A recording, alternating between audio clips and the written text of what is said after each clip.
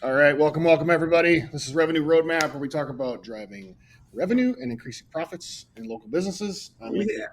president of Rocket Clicks, and today we are talking sales again with our CEO, Mr. Tyler Dolph. Thank you for being here today, sir. Absolutely. My pleasure. Love the shirt. Thank you very much. You got a new shirt for us. Appreciate that. Uh-huh. So I think everybody on that's watching these is getting sick of seeing me in all these Rocket Clicks shirts. I love it. So, all right. So before we jump into talking more about commissions today, I got a question for you. I told you this one earlier, and you already gave me your answer. So we'll see if you I've internalize. refined it at all. Yeah, let's see if you've refined this a little bit. So this is a question I like to ask in my final interviews with potential candidates here at Rocket Clicks. And the question is, if you're going to write a book about yourself and your story, what would the title of the book be? Oh, it's such a great question because it forces you to think about legacy and look internal. Like, how do I want people to be remembered? Or how do I want to be remembered?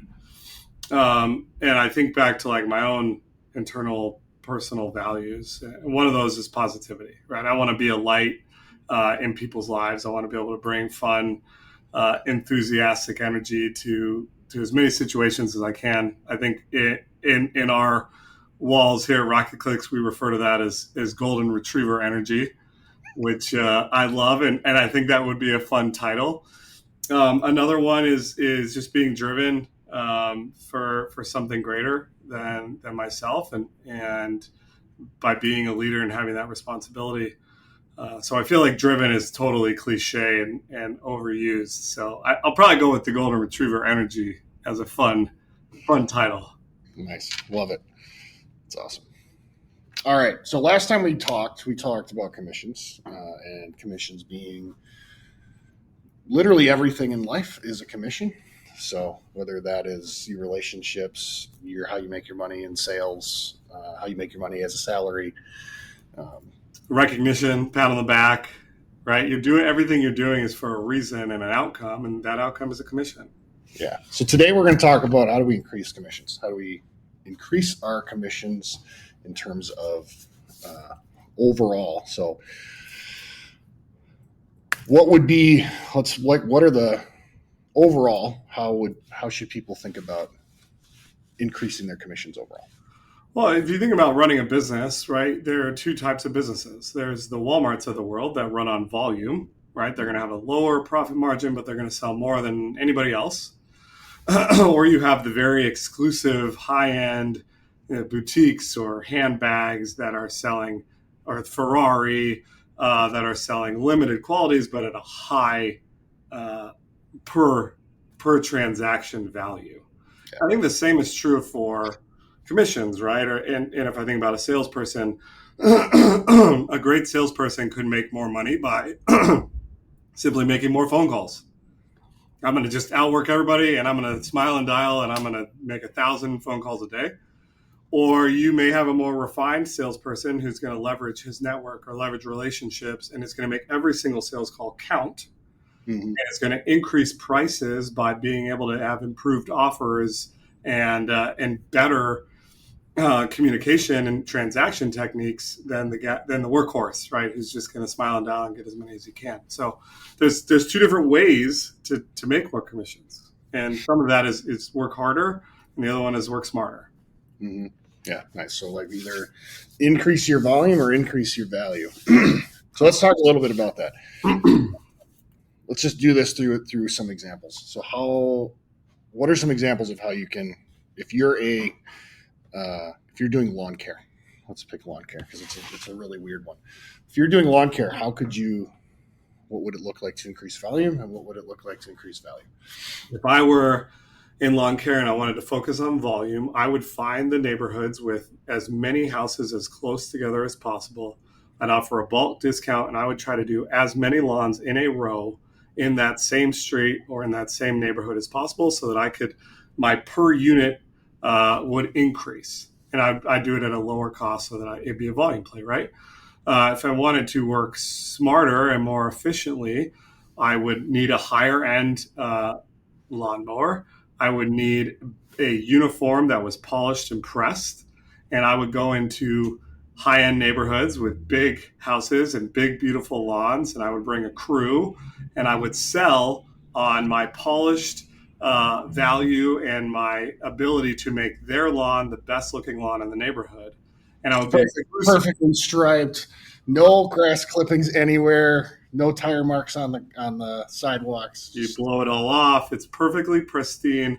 And I would do an exclusive deal where I only work with one house on a single street, with the goal of being the best yard on that street. And I charge a premium to do it. Nice. Good. Okay.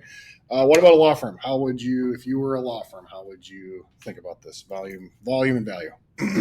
Okay, same deal. And I think we deal with this a lot here at Rocket Clicks and the number of law firms that we work with, where we have a law firm that comes to us with maybe one or two attorneys, and we say, well, great, why does someone use you? And they'll say, well, we do everything. We do family and PI and bankruptcy and immigration and all the things.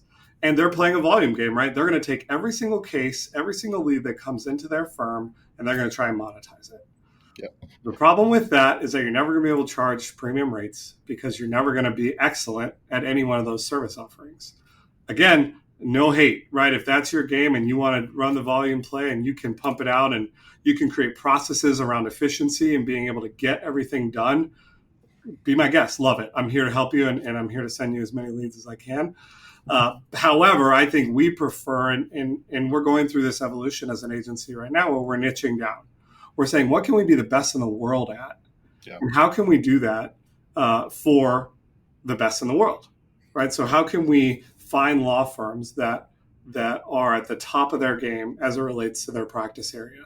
And maybe they only they only focus on that practice area or maybe one other, and then go in and really help them maximize every potential lead in that marketplace and be able to sell it at a premium value. Yeah, nice. So in that case, it would be niching down, and then all operations are for that one practice area. That's how all the staff are trained. That's how the experience is built. So if it's family law, everything is exactly for that person that is going through a divorce or paternity action, and they're like, it's because those are two very stressful moments in a life. If you're looking at most stressful moments in a life, divorce is pretty high up there. Other than like death of a family member, it's pretty high. Totally agree. Walking through that and like creating all processes and trainings and training team on empathy and all that stuff right around that individual going through that process is going to create a lot more value in the marketplace than somebody that's kind of like, all right, first call is family, then I got a criminal defense call, now I got a personal injury call, and then my probate lead call, then every single one is slightly different. Absolutely. I mean, I think you said that best. And I think from just a marketing mindset, that the ability to differentiate and say, listen, this is all we do. Yeah. And it's all we do because we're the best at it. Yeah. And so we're going to guarantee an outcome, or we're going to produce a more positive outcome every single time, way more than the guy that just does a bit of everything. Because this is all we do. We've built an entire process and firm around that.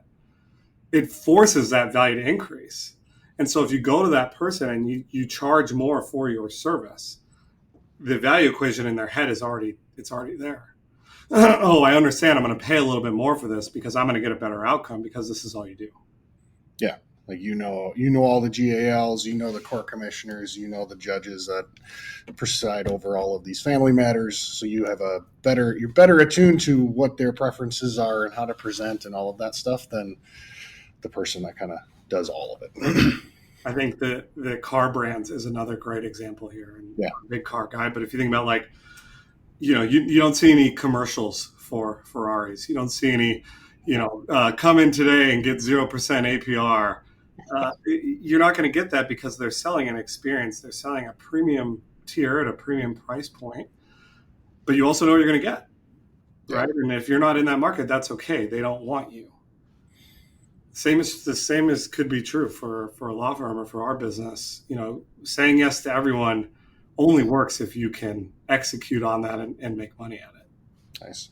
How does this play out with, let's go, we talked a little bit, a couple business examples. What What about relationships? How could this look in relationships?